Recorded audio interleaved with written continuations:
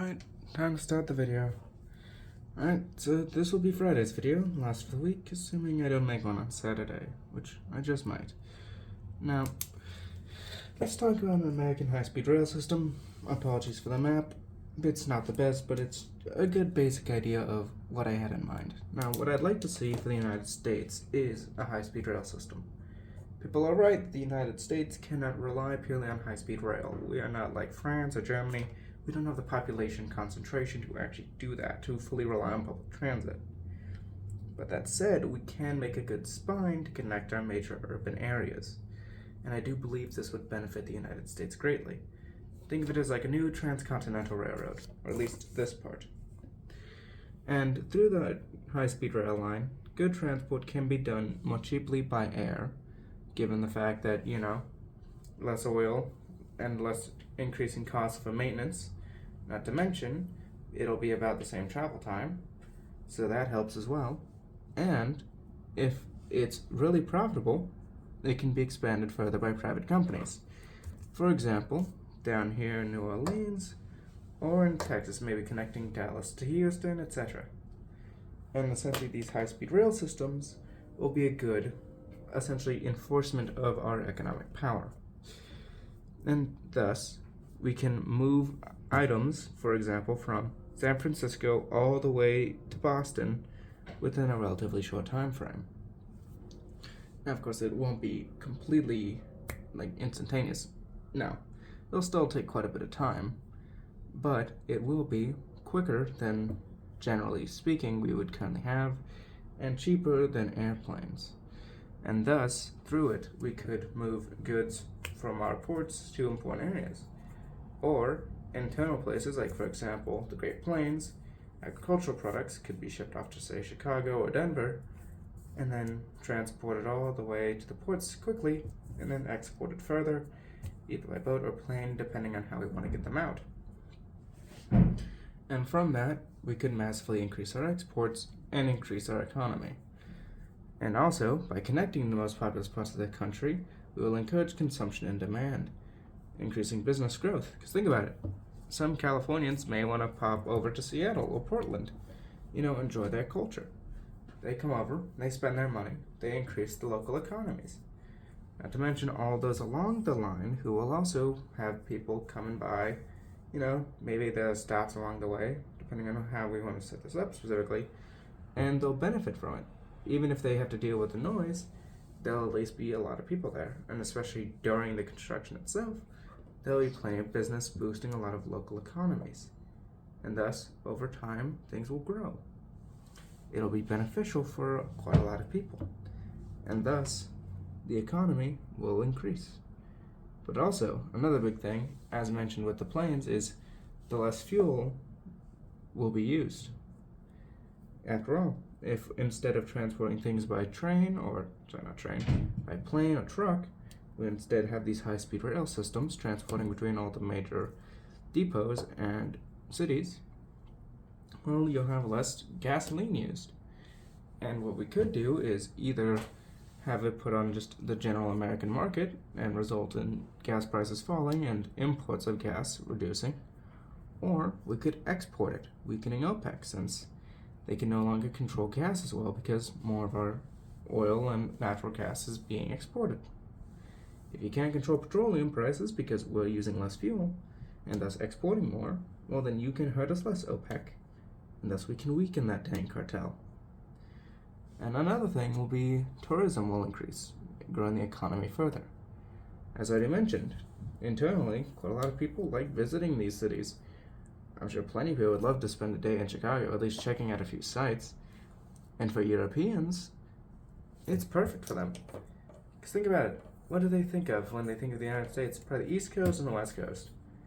Unfortunately, for most of the internal parts of the country, it's mostly a flyover.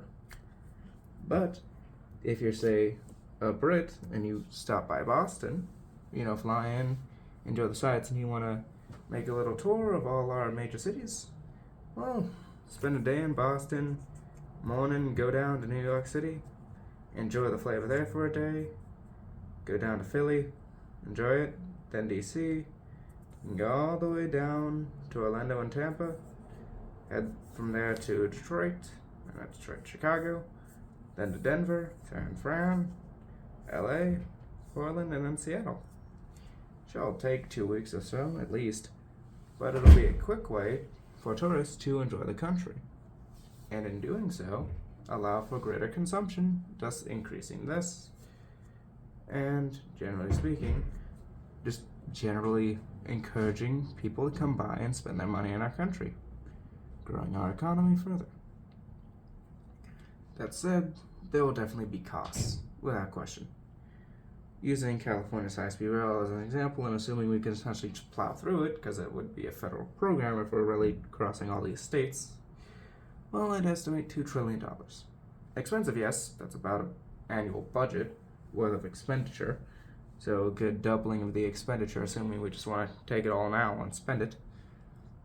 But, I mean, for the benefits it would bring, I would estimate easily making that money back. The biggest problem, of course, would be dealing with land. Sure, we can expropriate it using eminent domain, but even with that and all the debates regarding that, there's also constant needs to get information regarding the environment and other such things. So the biggest initial problem will just be getting the land and making sure the environment's acceptable. Never mind all the communities that would try to basically say, no, not in my backyard, which is a pain in and of itself. Still, with that said, it would take some time. 2 decades is the maximum estimate. I severely doubt it would take longer than that unless red tape really builds up. But assuming efficiency is maintained, as is the goal of such a system, I'd say 2 decades is a high bar. I'd say it could easily take a decade. I doubt 5 years, but if we really pushed it theoretically, and we built everything at once, it'd be a hard line to beat though, and you'd probably break your workers in the process. Another thing to note is, it'd be a great reason to build a factory producing high-speed rail networks. Or rather, their trains. We don't produce many, if any at all.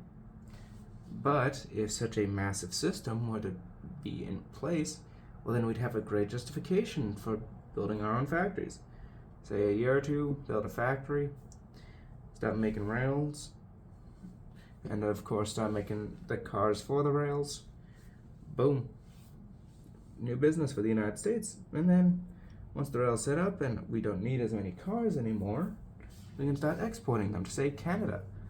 Help fund them. Or if Canada's annexed, build rails in them and then sell it. Maybe build up to Alaska. Or compete with Europe. Start investing in African high-speed rails and use it to continually express our power in the region. Sell it to the rest of the Americas. Who freaking knows? Regardless, it would definitely boost our industry. And it would give us a justification to expand such industries. Now, of course, it's hardly perfect. I acknowledge that. And as stated, I am still avoiding important areas. Again, Louisiana, very populous. Same with Texas. This area down here is not getting as much focus, generally because, well, we're trying to connect all the most populous cities, and also because it'd be a whole lot more expensive to go through here than just to go over the Ohio River to Chicago, cross the river again, and there. There's a lot more to go through if we're going through the south. Now, of course, there are still worries, and I severely doubt the lines will actually look like this. I just made them straight to show the connection, and this one's a bit wobbly just because I was trying to make sure it connected without becoming too weird. But there would be some issues already just by topography. Jeez, can't believe I'm messing that up. Falling the Rocky and later the Sierra Nevada mountains are over here, creating issues at this point. Then, of course, there's Appalachia running along here. And, of course, numerous other issues. Great Plains would be the easiest, without question. From here to here, not much of a challenge, other than the Mississippi River and its estuaries. But here, yeah, that's an issue, especially given how boggy it can be in some areas. And, of course, the Bay Area is heavily restrictive when it comes to construction and building codes, so there'd be issues that way. It would hardly be the best. I'm not going to deny there are costs and downsides. but I do believe in the long term this would be beneficial for the country. And also, as much as I can agree that the US is not exactly a country that can forever get rid of cars, the idea of making a more efficient rail system and basically bucking that dang trend after Wilson of our railroads getting worse and freaking worse is something I would love to do. And I believe it's something we should do. We're one of the most heavily connected by rail countries in the country in terms of population, and it helped us greatly. And I believe firmly, if we go back to that and reestablish the connections, then I think we'd benefit a lot. Now, of course, there are still downsides, and dealing with too much corruption and regulation can be an issue, something that should be purged. But if we basically threw our whole might behind this, I do believe we could get this done far quicker and potentially even cheaper than I initially suggested. Now, of course, bigger eggs to fry, honestly, but this is just a thing I think would be a great idea. Anyone who wishes to debate, go on ahead. I don't care. But I do believe firmly that this would be a beneficial idea. Of course, I am also thinking of potentially establishing a rail line from here to Montana and all the way through Canada to reach Alaska, but that's more because I like Alaska. It probably wouldn't be the most profitable, so I doubt it would be the best for an initial construction. Maybe if Alaska got more population, or we believe the oil revenue from Alberta, say transporting it down here, would be beneficial. But I don't think that would be a realistic initial estimate to factor in. Same with Texas. Texas could be a prototype theoretically, or like just a proof of concept given how close its cities are, but it is definitely not one of the ones likely to do it. And so, the spine should be based on previous history and also pragmatism. Where, for example, did the previous transcontinental railroad go through? Missouri, California, and all the way back to the East Coast. Denver was actually a stopover for it, if I remember correctly. Wyoming also had its own interesting stopover at Cheyenne, mainly for cattle. So if we follow that idea, then that connection's obvious. And of course, clustering on the biggest cities on the east and the west coast makes the most sense there. I think this is probably the best bare bones idea, basically building a skeleton of a high-speed rail system. Of course, as the United States, there'd be a lot of problems with this, I won't deny, but I do believe it'd be beneficial. And one is welcome to run the numbers on such a project, make the critiques, explain what they believe should be done differently, and actually consider such an idea. You're more than welcome to. Thank you for watching, and goodbye.